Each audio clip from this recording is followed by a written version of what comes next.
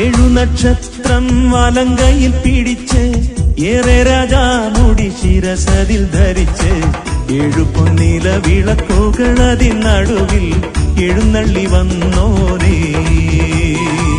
ഏഴു നക്ഷത്രം വലങ്കയിൽ പിടിച്ച് ഏറെ രാജാമുടി ശിരസതിൽ ധരിച്ച് ഏഴു പൊന്നില വിളക്കുകൾ അതിൻ നടുവിൽ. ഹല്ലേലൂയ. കർത്താവിന്റെ പരിശുദ്ധ നാമം വാഴ്ത്തപ്പെടട്ടെ. ഒരിക്കൽ കൂടെ ഏവർക്കും ക്രിസ്തുയേശുവിൽ സ്നേഹവന്ദനത്തെ അറിയിക്കുന്നു. കഴിഞ്ഞ ദിവസങ്ങളിലായി ക്രിസ്തുവിന്റെ ന്യായാസനത്തിന്റെ മുൻപാകെ ആരാണ് നിൽക്കേണ്ടി വരുന്നത് എന്ന കാര്യത്തെക്കുറിച്ച് നാം ചിന്തിക്കുകയാണല്ലോ. അതേ വിശ്വാസികൾക്കുള്ള ആ ന്യായവിധിയാണല്ലോ ക്രിസ്തുവിന്റെ ന്യായാസനത്തിന്റെ മുൻപാകെ നടക്കുന്നത്. അവിടെ ഏതെല്ലാം പ്രകാരത്തിലാണ് എന്ന് തുടർന്ന് നാം ചിന്തിക്കുമ്പോൾ, ഒന്നാമത് ഉപദേശങ്ങൾ സംബന്ധിച്ച് അവിടെ ന്യായവിധി ഉണ്ടാകും. ഞാൻ കഴിഞ്ഞ ദിവസങ്ങളിൽ ഓർമ്മപ്പെടുത്തിയതുപോലെ ഉപദേശങ്ങളിൽ പല വിധത്തിലുള്ള പിരിവുകൾ ഇന്ന് നമുക്ക് കാണുവാനായിട്ട് കഴിയും. എന്നാൽ അതെല്ലാം സംബന്ധിച്ച് അവിടെ ന്യായവിധി ഉണ്ടാകും.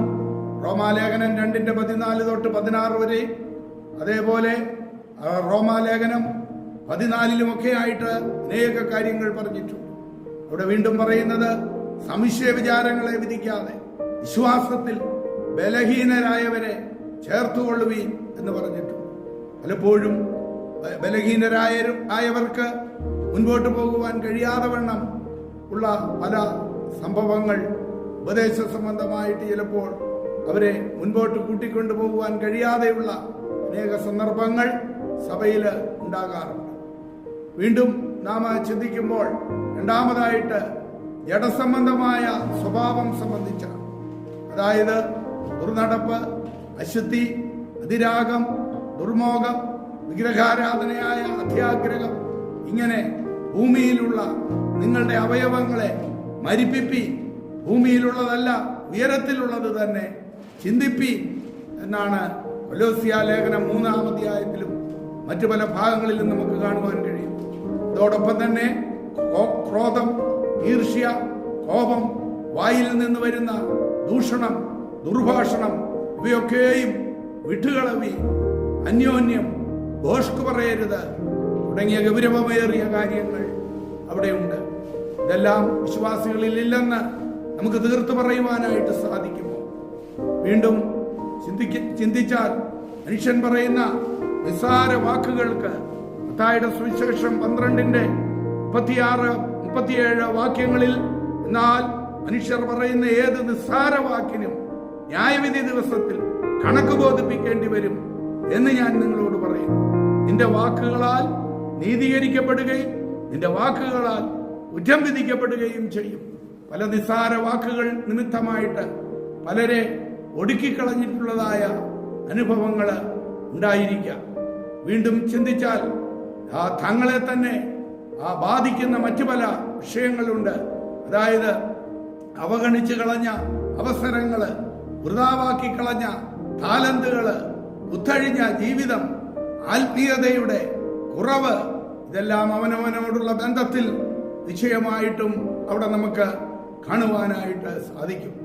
വീണ്ടും ആ ദൈവസംബന്ധമായി ബാധിക്കുന്ന പല കാര്യങ്ങള്, വെളിച്ചത്തിൽ നടക്കുവാനുള്ള വിസമ്മതം, അങ്ങനെ ആത്മീയതയുടെ കുറവ് ഇത്യാദി കാര്യങ്ങൾ റോമാലേഖനം 12-ാം അധ്യായത്തിലെ എഫേസ്യ ലേഖനം 4:1 തൊട്ട് 32 വരെ, 5:1 തൊട്ട് 33 വരെ ഒക്കെയുള്ള വേദഭാഗങ്ങളിൽ നമുക്ക് കാണുവാനായിട്ട് സാധിക്കുന്നുണ്ട്. അപ്പോസ്തലനായ പൗലോസ് അതുകൊണ്ടാണ് ഓർമ്മപ്പെടുത്തുന്നത്, 1 കൊരിന്ത്യ ലേഖനം 3-ാം അധ്യായത്തിന്റെ 10 മുതൽ 15 വരെയുള്ള വേദഭാഗങ്ങളിൽ വായിക്കുമ്പോൾ ഓരോരുത്തൻ അവനവന്റെ പണി എങ്ങനെയിരിക്കുന്നെന്ന് നോക്കിക്കൊള്ളട്ടെ.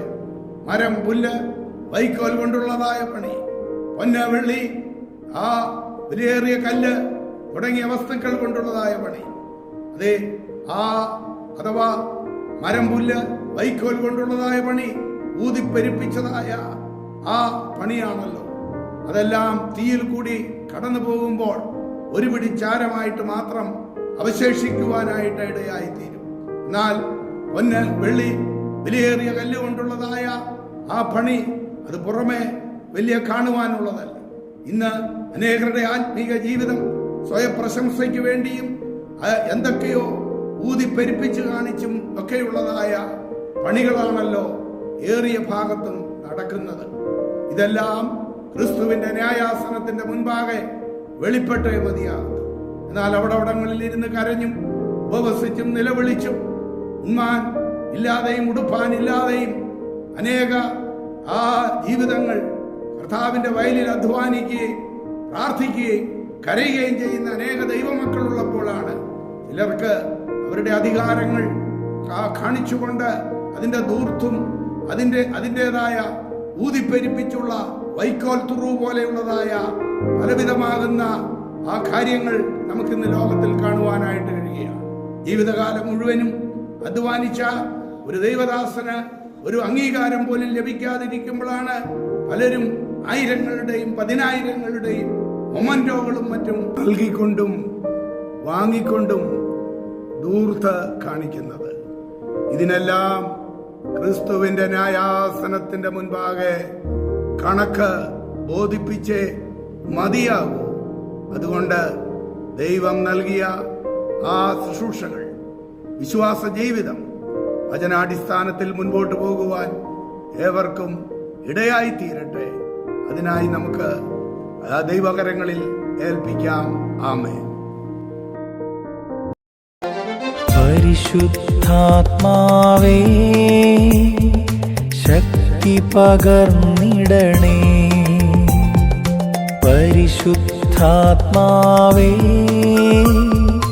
ശക്തി പകർന്നിടണേ. അവിടുത്തെ ബലം ഞങ്ങൾക്കാവശ്യമെന്ന് കർത്താവേ നീ അറിയുന്നു. അവിടുത്തെ ബലം ഞങ്ങൾക്കാവശ്യമെന്ന് കർത്താവേ നീ അറിയുന്നു. പരിശുദ്ധാത്മാവേ, ശക്തി പകർന്നിടണേ.